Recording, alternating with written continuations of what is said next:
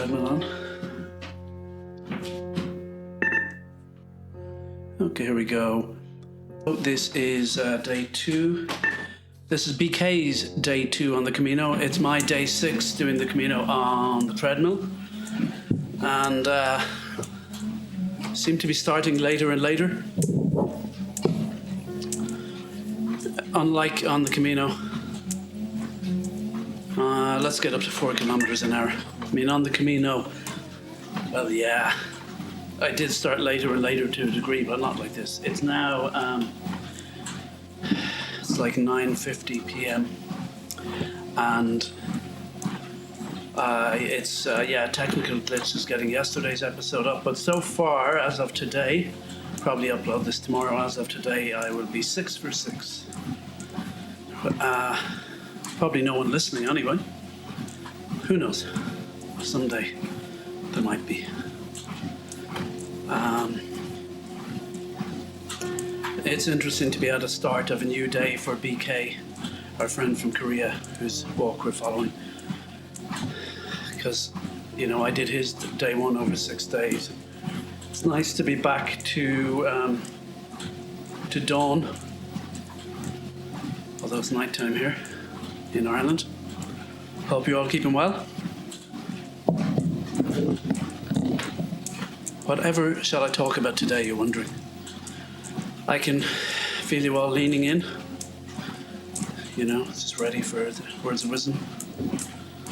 I hope not to disappoint. Here we got the arrows pointing the way, they're always helpful. So he's gone from Roncesvalles to Viscarre. I'm sure I'm not pronouncing it right. I don't remember that place. My day 2, I walked from,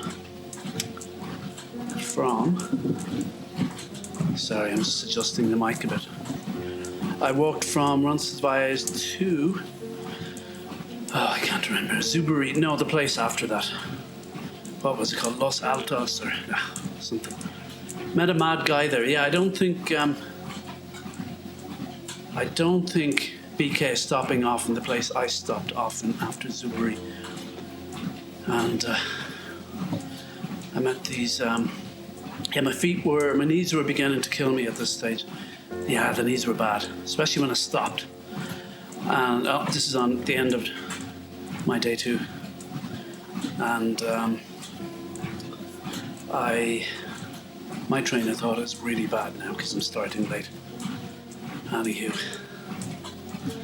where was I? Oh yeah, so I ended up in this town, the one after Zubiri, whatever it's called. Los Arcos, I think, something like that. We'll find out. And I was told about this mad guy in a supermarket. I think he was smoking weed or something, but basically he ran a little supermarket and you go in to get your little bits of food, and I remember getting cute little clothes pegs for hanging my clothes on the line, and, you know, little Camino-y kind of things. And he would also heat you up a slice of tortilla, or pincho tortilla, as they say, tortilla patatas, Spanish omelette, in the microwave. And you could eat outside and buy a beer in his shop as well. But he had a record player and he was playing, I don't know, everything from Leonard Cohen to Rolling Stones. I think I may have made a note somewhere of what he was playing. He was a dude, though. I'm not sure he was high, but I'd have a fair idea. He was high on something, maybe just life. It's funny the different types you meet, because, I mean, I think some people are sick of all the peregrinos, all the pilgrims coming through their town, and, you know, I'm sure they can try one's patience at times. But this guy was a dude. He was relaxed. Well, I was asking him for something. I was obviously not a dude. I was wound far too tight. And that's a line from Apocalypse Now, isn't it? Some guy was wound too tight for something or other. You can answer that in the comments, all the thousands of comments. So I was obviously getting too uptight, looking for something. He says to me, Joe need to relax. Oh, Joe need to relax. Yeah, he was probably right. That should be my mantra. I'm a bit more relaxed now than I was then. I mean, I didn't even know I was uptight then. So, So yeah, doing the Camino, being more relaxed, should be good. Even doing it now on the treadmill. I'd love if that guy showed up. He's not gonna, because BK just walks and arrives and stops, and I can't blame him. And you can't expect him to keep the camera on 24/7. I have a bit of a history with the Camino in terms of the Camino being documented and filmed. In fact, I first heard about the Camino back in like maybe 2000, sometime between 97 and 2000, from a woman who made a documentary on the Camino, which I ended up editing. And her name is Darvla. I'm not doing surnames here. Not going in for surnames. I'm sure you could find about an Irish painter painting along the route of the Camino. And then sometime after that, not that long after that, I was lecturing in editing. And some of my students made a film on the Camino and I helped out a bit with that. So then my friend Declan did the Camino, told me about it. Then I eventually did it. Now here I am redoing it during lockdown on my treadmill. I'd love to say my life is going really well. In my head, I tell you what, back to the Hopkins quote, accept everything, expect nothing. If you look at it that way, it's going fine. There's a part of me thinking though, like, sometimes I have the delusion or illusion that I'm giving out sort of sage advice, I might as well, since there's a good chance no one will hear it, or, I'm not being paid to do it, there's no pressure. It's kind of a challenge I set for myself. I tell you, meeting today, getting it done today is good, because, I might take rest days somewhere along the way, but if I start missing them early on, just out of pure laziness, that's not great. But what was I going to say? Yeah, it's like, I'll put it this way. Do you really want to take life advice from a guy who lives alone with his 2 cats and is walking the Camino on a treadmill? Just let that sink in. Oh, great, you do. Oh, yeah. That's the right answer. Well done. Congratulations. You won the prize of free life advice from me for eternity. Well, for the rest of your life or my life. Who knows, maybe eternity, right? If that deal works out, that eternity deal.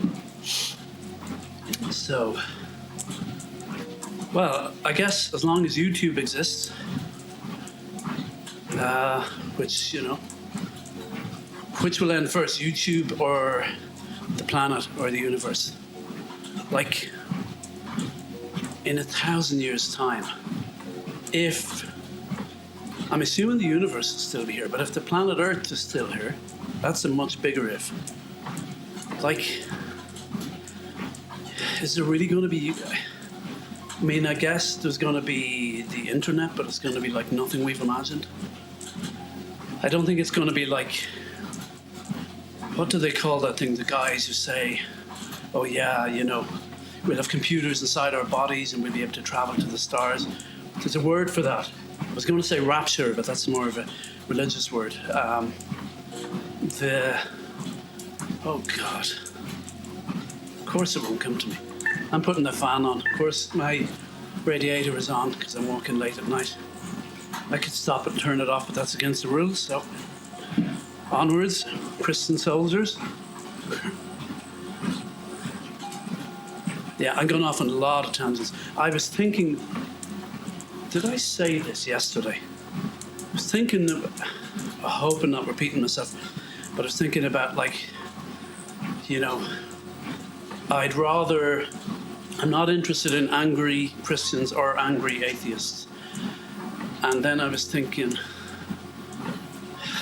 I also don't want to do, I don't really, not interested in happy, clappy Christians. And then I was thinking, is there such a thing as happy, clappy atheists? I don't know. That'd be fun. That'd be interesting to meet. What sort of songs will they sing? I'm not going to try and make them up now. As they drive around their buses to rallies trying to, I don't know, trying to spread the word. Might make up one before the end of this Camino. A happy, clappy atheist song. I don't know, like, something happy, clappy about science. It's probably something like that in school, high school, I suppose, or not high school, in primary school or whatever they call it. Anyway, gone way off on a tangent, but I'm glad to see I've used up 10 minutes of walking time talking about nothing in particular. Now I just have to retrace my thoughts. So I was talking with the guy who said you need to relax. Yeah. I was talking, went on to happy clappy Christians or happy clappy atheists. There was something in between though. Oh yeah. Do you want to take advice from a 49-year-old living alone with 2 cats walking on a treadmill, redoing the Camino on a treadmill? And the answer was a resounding yes. That's really made my day. Thanks. Oh, where's my bloody phone? Okay. One sec. Okay, I got it. Just want to carry it as a second way of counting my steps. So, what I actually had on the list for today wasn't happy clappy atheists. Yeah, sorry about that. Miracles.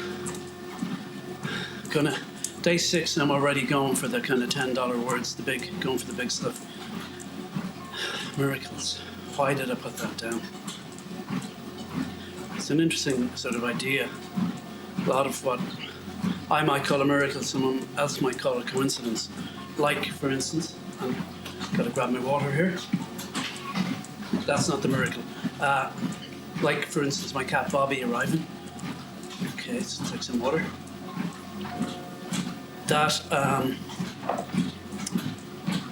I would experience that as a miracle, but obviously someone could turn around and say, well, it's just a coincidence. Point taken. Or as Buddha would say, yes, you have a present for me. Thank you, I don't want it. But thank you all the same. Leave it down there, I might have a look at it later. What was the other miracle? Okay, I had what I would call a mystical experience in Worth Abbey. I talked about that yesterday. That was that's actually more subjective than my cat appearing the day I decided I'd get a cat. That was, mind you, the fact that he saw an orange-yellow glow coming from me was interesting, considering that was the colour I envisioned my body being filled with on the course I had just done. But just thinking about that, yellow-orange glow, I've got a history with yellow-orange glows. You'll be glad to know.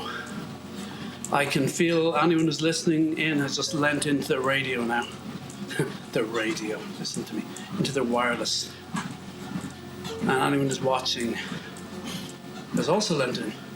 They're telling their partner to keep quiet, they want to hear this. And I've forgotten what it is. What was I talking about? Oh yeah. Yellow-orange, my history with the yellow-orange glow. So years ago, when I was a kid, I was somewhere between 8 and 13 is the best guess. And I met a woman at my cousin's house who claimed to be clairvoyant. And she said she could see auras. I'd never even heard of an aura before. So I said, oh, what colour is my aura? Can you see mine? She said, yes. What colour is it? She said, it's yellow-orange. I mean, that could be well where I got the idea for the, when I did the course, when I envisioned the light filling me being yellow-orange. But, of course, the guy, Jim, who I met in Worth Abbey, who saw light coming from me, he didn't know that. He saw a yellow-orange aura. Here's the other one. Bear with me. I sensed you were about to change channel. No, there's another crucial nugget. So years after the woman singing by Yellow Orange Glow, but years before I met Jim, Jim, who may or may not exist. Did I? Yes, I mentioned that already. Okay. I was in a tent somewhere in Ireland with a friend. I don't want to give too many details. And we may or may not have been experiencing alleged psychedelic experiences. I just realized I told a story involving such things yesterday as well, but my life does not revolve around such things, but at a certain time. This was the first time, allegedly, that perhaps I took LSD with this other person. Wow, you know, if I have any Christian listeners or traditional Christian listeners, which could have been my best hope for this, I've just lost them. And I somehow don't think I ever got any stoner / psychedelic type listeners. And if I did, I would have lost them way before here now. But I'm sure they've got better psychedelic stories than me. So, we're in a tent. And it's possible that LSD had been taken, and pretty intense trip. Mushrooms had been done at some other stage in our lives, but this was the first experience of that particular thing, allegedly. And my friend said to me, "Wow, man, I can see your aura." And I said, "Oh, wow. What color is it?" And he goes, well, he either said yellow, orange, or orange. And I'm not changing any facts here. I think he said orange. Anyway, he said it, and I immediately went, ah! Because as soon as he said aura, I was like, no one had seen my aura since I was, 13, and this woman saw it, and it was yellow, orange. Now, some years later, good few years later, it was tripping, and allegedly, and he says, "I see your aura." I said, "What color?" He goes, "Orange." I go, "Ah!" And he got a shock. He jumped back. He goes, "Oh, what's going on?" I was like, "Oh, man." So the yellow-orange thing has been following me around a bit. Feel free to debunk at will, at your leisure, as they say in America. You know, I'm so desperate for comments. Honestly, maybe I could get some angry atheists to follow me. Maybe they'll watch all of my walk and abuse me in the comments column. Oh, I'd take anything at this stage. Anything. I mean, or maybe I get some happy clappy atheists saying, "This is really putting me down in a really nice way." I'd take that too. I'm not fussy. So he's coming from Roncesvalles. Yeah. So Aisling, who I met on day one, went ahead. I was already starting to kind of slack, started a bit later for my day two. And TJ, the fighter pilot we met on the way, so we met him on day one, climbing up a hill somewhere, climbing up the Pyrenees. Met him again, actually, this day two, when we were having breakfast in the hostel we stayed in. He stayed somewhere else, but he came in there for water or something. And he was having a tough time. And this guy was a fighter pilot. He must have been through a lot worse than the Camino. I don't know what fighter pilots go through. I know it's probably not as bad as Navy SEALs, but, I assume it's pretty hardcore stuff. Yeah. I don't think I've even watched Top Gun from start to finish. It's one of those things that I didn't see it in the cinema. It's been on TV numerous times. I've seen bits and pieces. People quote from it. I know all the quotes. I know the song by Berlin, which I won't try and sing. Show Me Heaven, isn't that it? And so I don't know much about fighter pilots. I'm not saying I'd know a lot if I saw that film, but I might know something. So TJ comes into us the next day and he's ranting about he's just not having a good time. And he's like, you know, I come over here, I spend my hard-earned cash. At least they could do is be polite to me. And I don't want to put him down for being a Yank abroad or something, because I've had my moments. Like, end of day one, after climbing over the Pyrenees in the pissing rain, pardon my language, and Buen Camino. After all that, after wearing our ponchos like a scene out of Platoon, as Aisling said, after rescuing a woman who collapsed, staying with her for 40 minutes waiting for paramedics, after walking another 6 kilometers after, on top of the 26 kilometers, on top of climbing the Pyrenees, we arrive at the hostel and suddenly looked like they weren't serving food, and I was in a bad mood. We got fed in the end, fed and watered, as they say. Met an Australian woman or a Kiwi, New Zealand, I can't remember, who was, I don't know, had a big business, lots of money, I think, and she was doing it. It's amazing the people you meet, you know, who opt for this kind of hardship. There is something about the Camino, though, absolutely. But yeah, that night one, I mean, I was cranky. You know, I was, you know, and yeah, we can all say when we're cranky, we can all be a bit out of line, I guess. I don't know, I don't think I was overtly too out of line, but I was like, you know, we rescued people, come on. We rescued someone, we need to be fed, but we got fed. So TJ the next morning was bitching about something, and he kept saying, I said, oh yeah, he was leaving then. Anyway, I wanted to see if we'd join him on the walk. We weren't quite ready. We said, we'll see you later maybe. I said, Buen Camino. He goes, oh, you're saying El Camino? He was calling it El Camino, not Buen Camino. You know, he just hadn't even fully kind of heard it right. He said, oh yeah, everyone's saying El Camino to me. And he said, you know, I was with this group of people the other day. I had to go to the John. I got up, I said, I'm going to go take an El Camino. And I laughed politely. He goes, a good one, huh? I said, oh yeah, that's a good one. In fairness, my jokes are possibly not much better. Isn't this nice, though? Is my fan on? It is. This is nice, walking along this road. At dawn, the light is beginning to creep through. What's that light in the distance? It can't.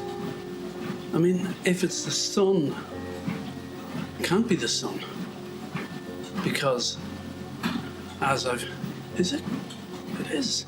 The sun should start behind you,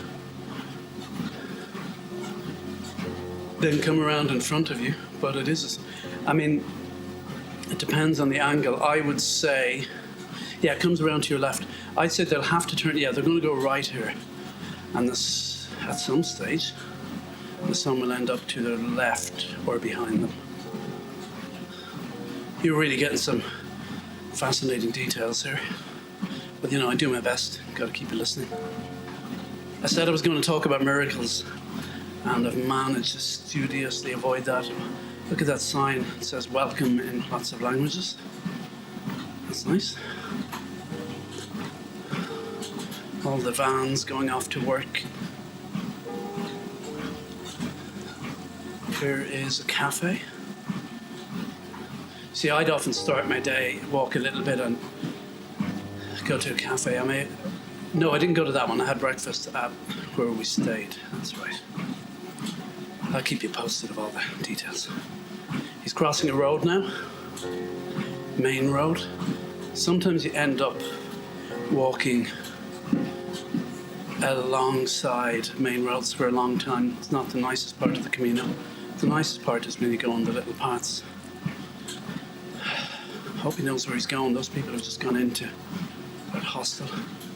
Oh yeah, here's the signs. We're going the right way, folks. So,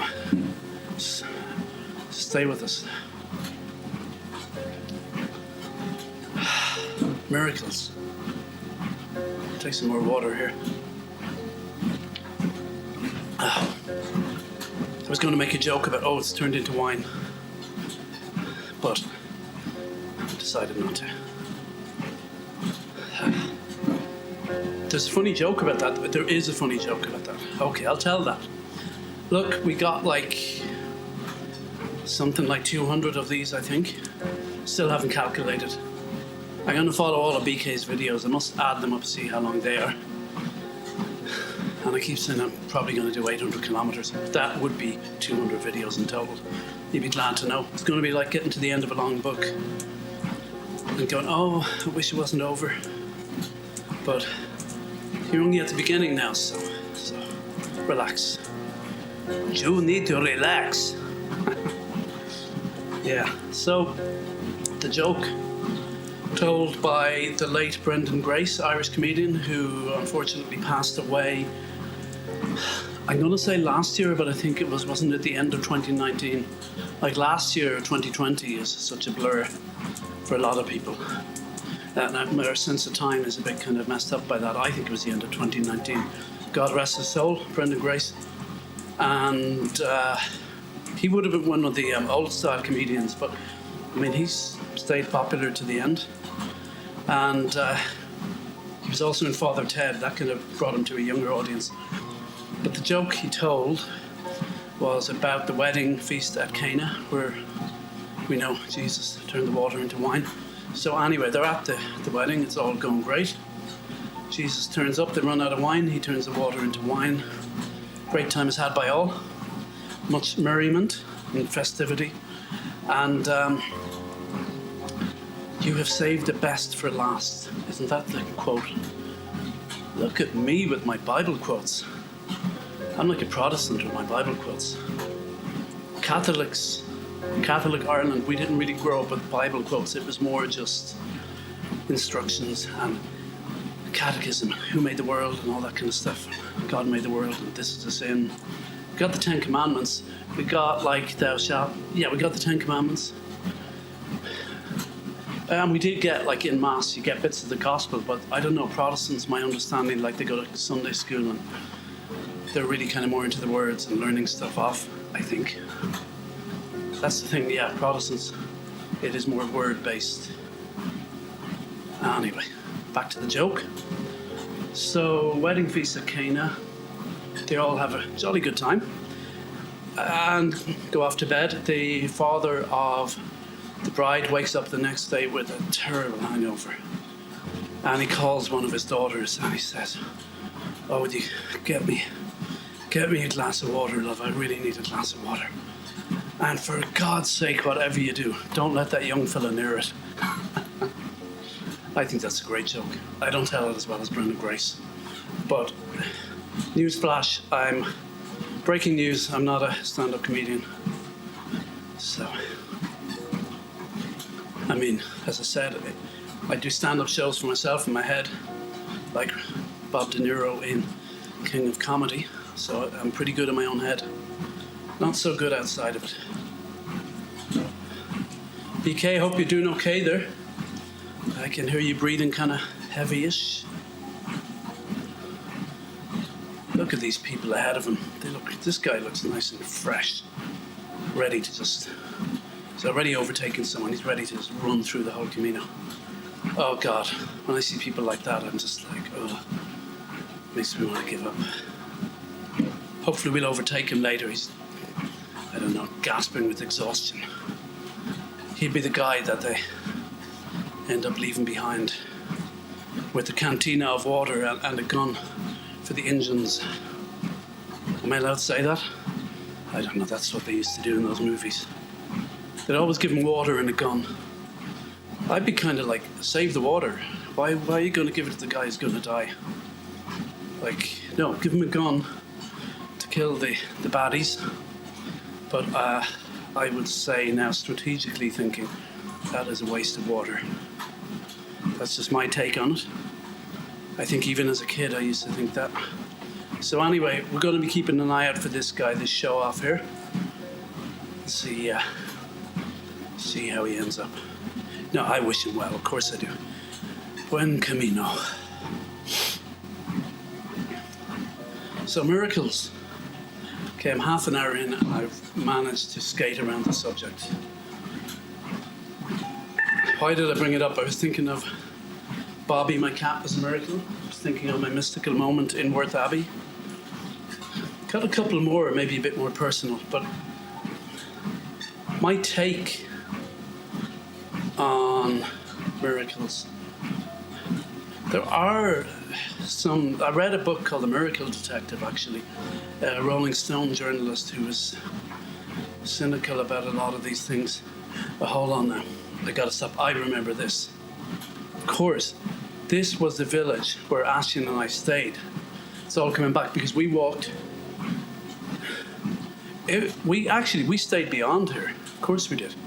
We stayed 6 kilometers beyond. So yeah, but I remember walking through here.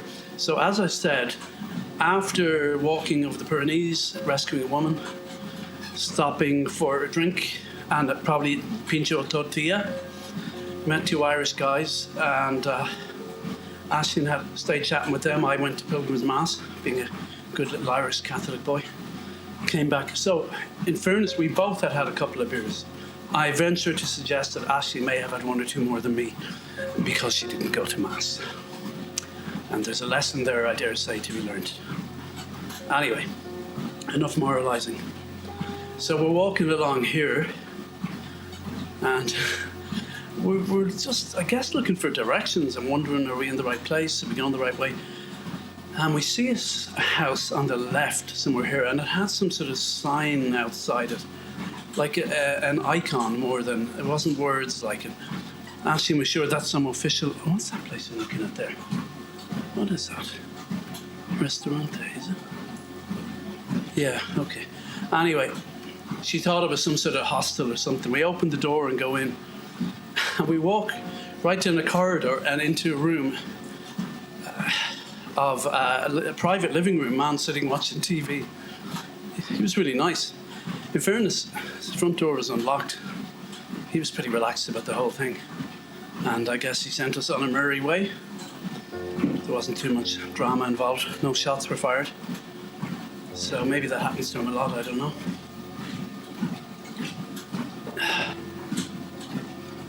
But, Roncesvalles. Yeah, this was the place, all right. So we stayed somewhere beyond this. I mightn't even get there today. Why did I sign up for this? Why did I sign up for this? It's one thing signing up for the real Camino, which is a bit of an adventure. Meet lots of people. Definitely lose weight. But this, I'm kind of enjoying it, to be honest, but I really didn't want to do it tonight. Work wasn't too busy today. It's going to be busy tomorrow, so, and I got no writing done today. It's just one of those days. Tomorrow I really got to get up early and start my Camino, and before work, and then gotta get some writing done. Maybe even do some tonight, we'll see. I don't think I'm going to get far on the miracles front today, other than to say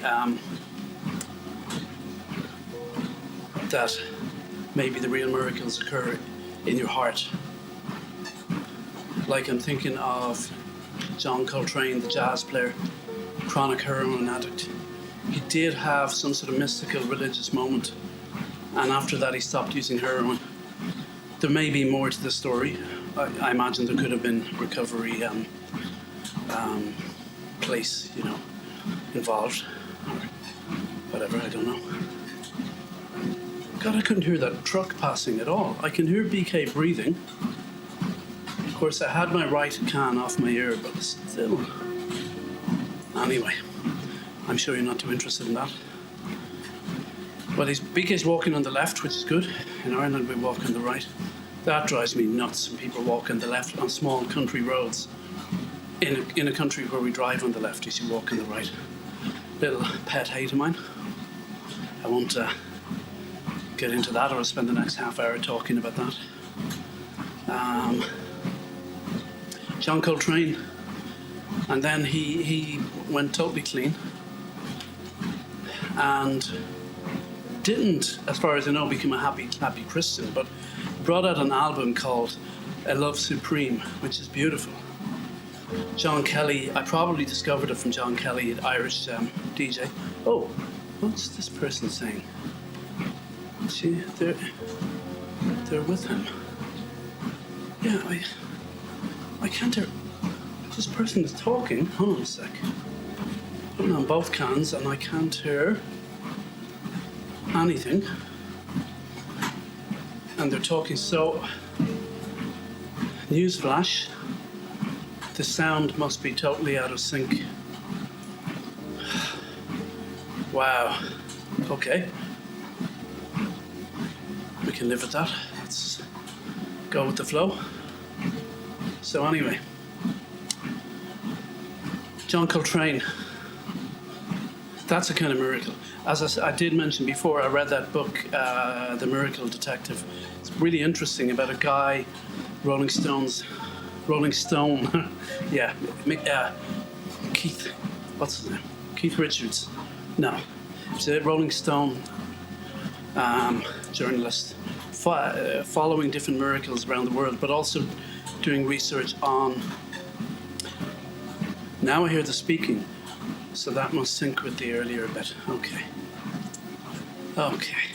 that's no problem, no problemo. But he followed miracles all around the world and also researched them. And it's quite interesting. There were a couple that were testified to by. There was at least one. I think there were two that were testified by doctors who were formerly atheists and were no longer atheists after this. I mean, all the evidence, the medical evidence, was there to testify that the healing that occurred. This was like really tremendous physical healing. God, I feel like Donald Trump using words like tremendous. This is like healing like you've never seen before.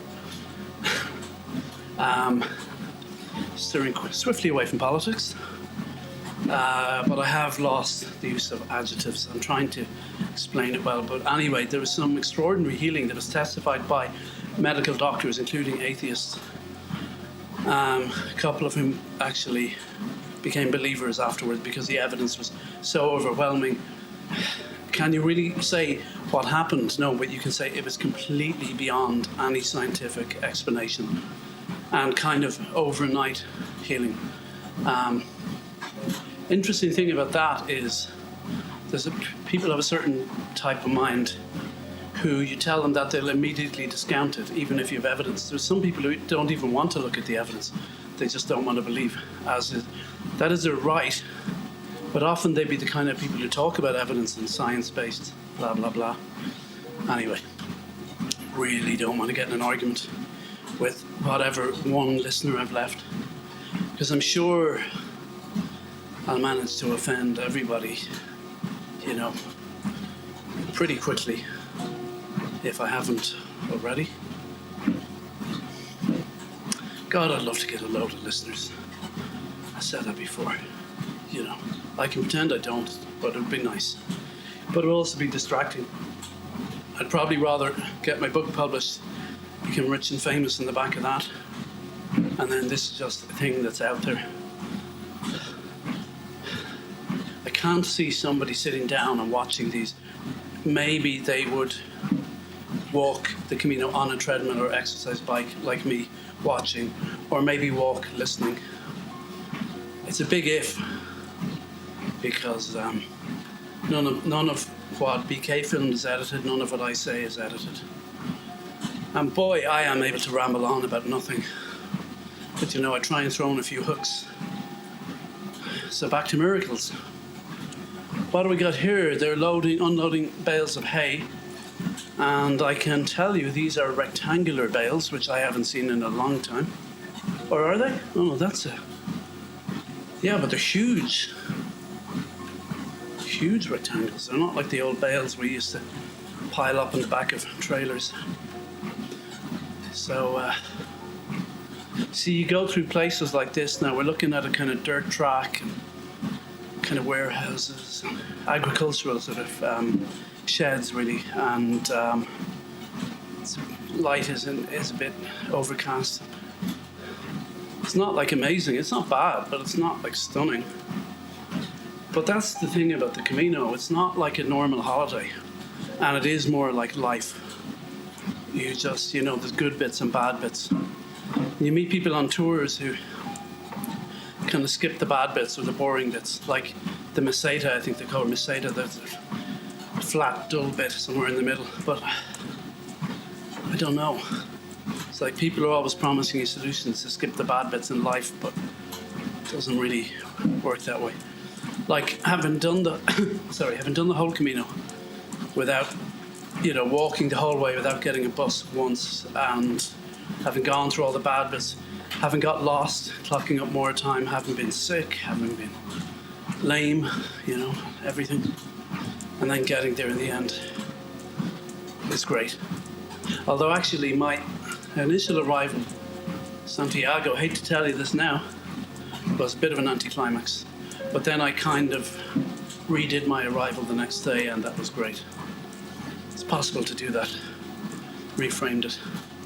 And hey, now I get to do the whole thing again. Lucky me. Gotta say though, technology, it can be great, can be terrible, but just the idea that I can do this, or that most people can do this is great. So yeah, you've got the miracles testified to, say, in a book like that, The Miracle Detective. Miracles, I put it in quotes if that makes it easier for some people. I mean, it's like I know someone who saw their dead aunt appear to them at the end of their bed.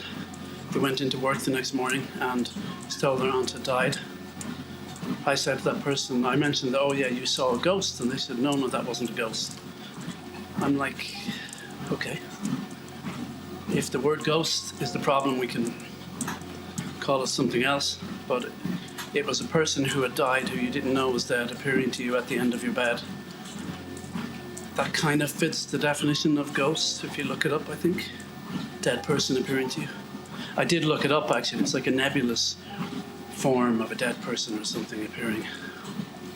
But it's funny how often I think the biggest objections people have are to words. And that's because we are so, in the Western world anyway, word-based now, logic-based, that people actually think the words are real things. That's why the word God really kind of pisses a lot of people off, I think.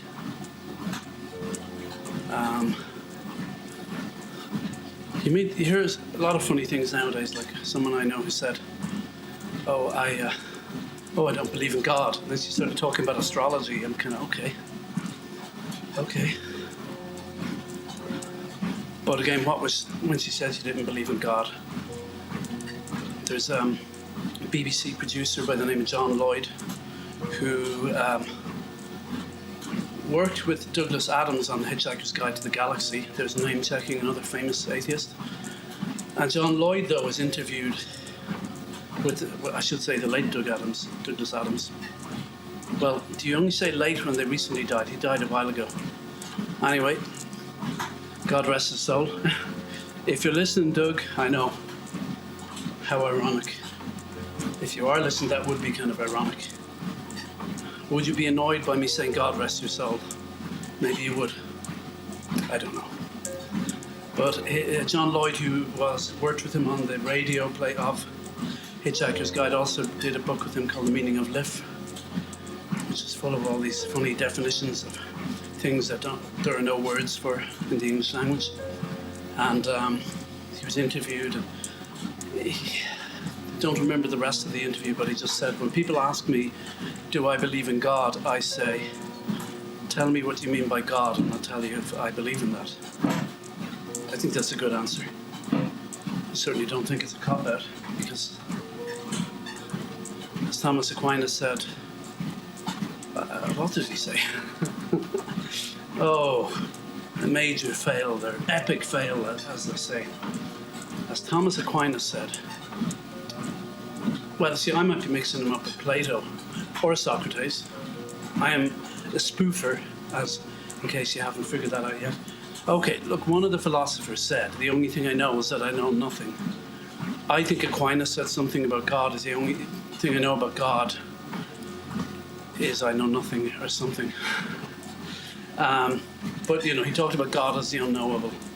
I believe I had a quote for you the other day about that as well, from somebody else. I tell you, if you're into reading mystics and things, one I came across was Julian of Norwich. She's kind of interesting. Like, even just from, here's a little historical fact. And I only heard about her recently through the writings of Richard Rohr, I think, a lot of people like. But Julian of Norwich was, female by the way, yeah, the first woman to be published in the English language, which is in itself interesting. And she lived in, guess where, Norwich, and had this series of visions of God, and she wrote about them. But the writings are quite beautiful. And I actually decided, the book I'm writing, that there's a female character in it. There's the male protagonist and his girlfriend. Actually, I don't want to talk too much about the story, and I'm not sure where she fits into the story at the moment, because it might actually be more about his ex-girlfriend. But I decided she's from Norwich, and my last trip to England, which happened to be just before lockdown, I decided to hire a car, drive to Norwich. Stayed in a lovely kind of pre-Tudor house. Lovely. And I went to the place where Julian of Norwich, where they believe her cell was, connected to a little church where she would have had her visions. I love sitting in those little rooms. I love that more than anything, actually. And there was a man sitting there in silence. They had a basket or a bowl of hazelnuts, because in one of her visions she talked about just contemplating a hazelnut, just how even within the smallest thing, everything is contained within that. And the woman I stayed with was Italian, who ended up somehow living in Norwich, which is an unusual move, but I think she had an aunt from there. And yeah, the word aunt, I could talk about that for probably 20 minutes, because Irish people, so you got aunt, A-U-N-T, and then you got A-N-T. But a lot of Irish people, including myself up until recently, would say aunt for both. And we find the context usually helps you differentiate. But I was working in Belfast with an English editor, nice man. Oh, an atheist, actually. We had a chat about that. Not an angry atheist. A logical one, of course, which, in fairness, one would expect. But I said, my aunt, God rest her soul, had died, but I said to him, I want to get away for a funeral. I wasn't able to get away, actually, but I said, my aunt has died. And I probably said, aunt. And he was like, what do you mean that your aunt has died? And eventually, you know, I explained, and he was, oh, you mean your aunt? Your aunt? And I'm like, oh yeah, well, I guess that's what I meant. But ever since then, I was like, no, I get it. If I'm in England or America or wherever, I'm thinking about English language speaking places, I will adapt. I'll tend to start using the words they use, like in America, I'll say line instead of Q. And, you know, I've been there a few times. I kind of pride myself in being adaptable. And if I'm in England, I'll adapt a little bit too. So when I'm doing this podcast and I say aunt, I want to say, I try to get it in between aunt and aunt, because I'm not going to say aunt. So, yeah, this is really interesting, isn't it? So what was I saying? Something about this person whose aunt died. Okay. And so a ghost of their aunt. Aunt. Aunt. Yeah. I mean, a lot of Irish people say I say things funny. I say posh. Most of them say posh. Posh. I say posh. Maybe that's because I'm posh. I mean, posh, as in, or as I say in America, fancy, is subjective. Like, I don't know, where I live, some people think I'm posh / posh, just because I have a different accent. I don't quite have a Galway accent, but I don't have a Dublin accent. Then I go to, like, say, South Kensington, London, and then they certainly don't think I'm posh there. I'll tell you that for nothing. It's all subjective, though. I really am rambling, haven't I? I'm really doing anything to avoid talking about miracles. I think the only thought I had about it, I thought, oh yeah, if I talk about miracles, I'll easily knock 60 minutes out of it, no problem. Big topic. Then, of course, I realised I don't really know anything about them. And I think the only point I had to make was, if you park all the big miracles, like the one in that book, The Miracle Detective, you'd swear I'm plugging it, wouldn't you? And if you park, say, my little miracles, like my cat Bobby appearing today, I decided I wanted a cat, and a few other mystical experiences. Yeah, I think the John Coltrane one, where he suddenly found some connection to this idea of God and stopped using heroin. As I said, there may have been some other intervention, but it really worked for him.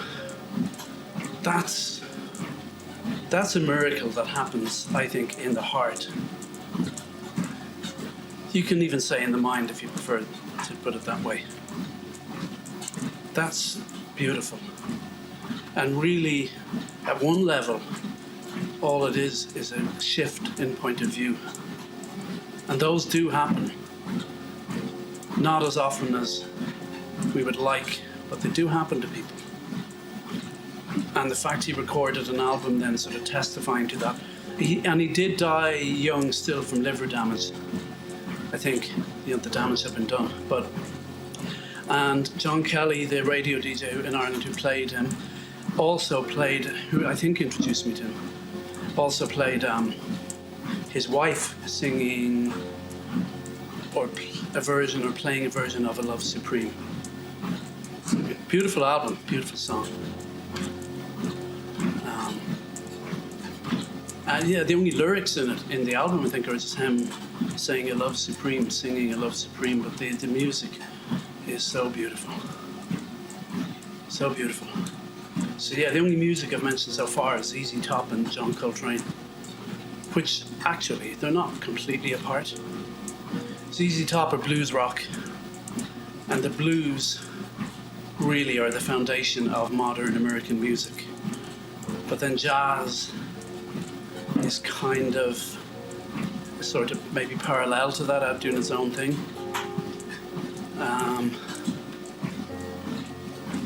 I was about to go into a lesson in musical history popular American musical history, before I realised I don't have a lot to say about it. Blues are fun to play on guitar though. Learn 3 chords and 12-bar blues. Throw in a kind of 7th chord. You got yourself a song. But then like ZZ Top, they do the power chords. I was having fun, I've been practicing this riff from Smart Dressed Man for the last 3 weeks. And it's taken me, the riff, it's just the main riff's just 5 seconds, I think, but I still can't play it perfectly. But it's fun, because they're just taking blues and they're up in the ante, throwing power chords. Power chords are you just play a couple of notes hard with lots of gain and volume. It feels so powerful.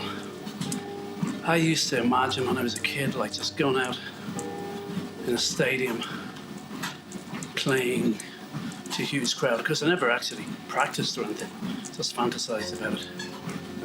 I'm actually, since I got my new Fender Telecaster beautiful guitar during lockdown, I'm practicing more than I did when I was, in my 20s. I mean, imagine I could be a rock star by now. Chris also could be dead. So, if I had gone down that route. I don't know if I would have had the talent I definitely didn't have the perseverance, and now I'm persevering more, but might have missed that boat.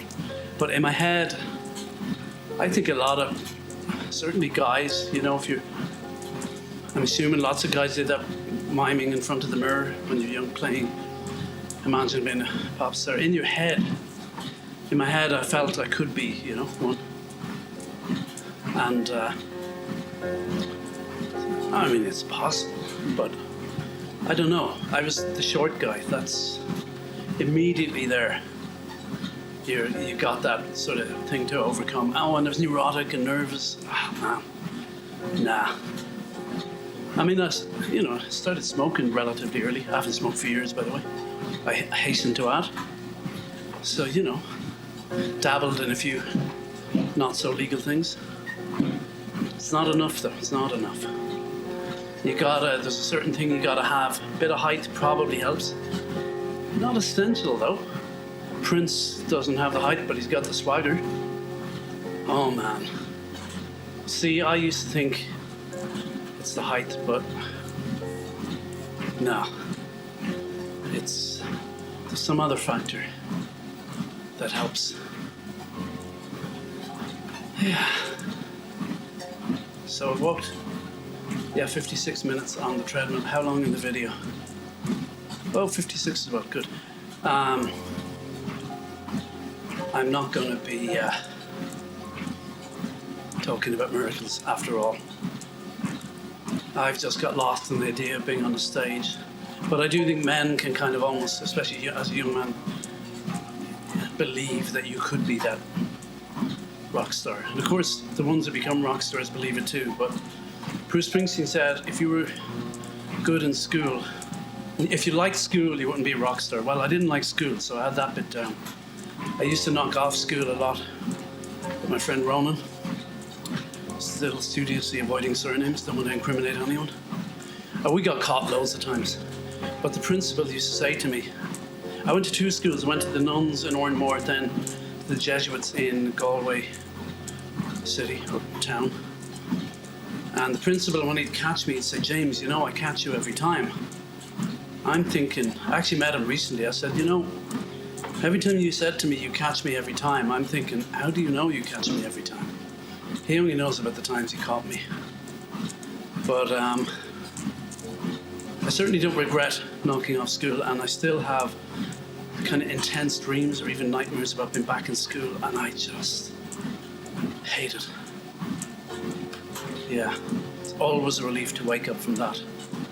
Honestly, I prefer work any day of the week to school. Even when I was pumping petrol, I prefer that to school.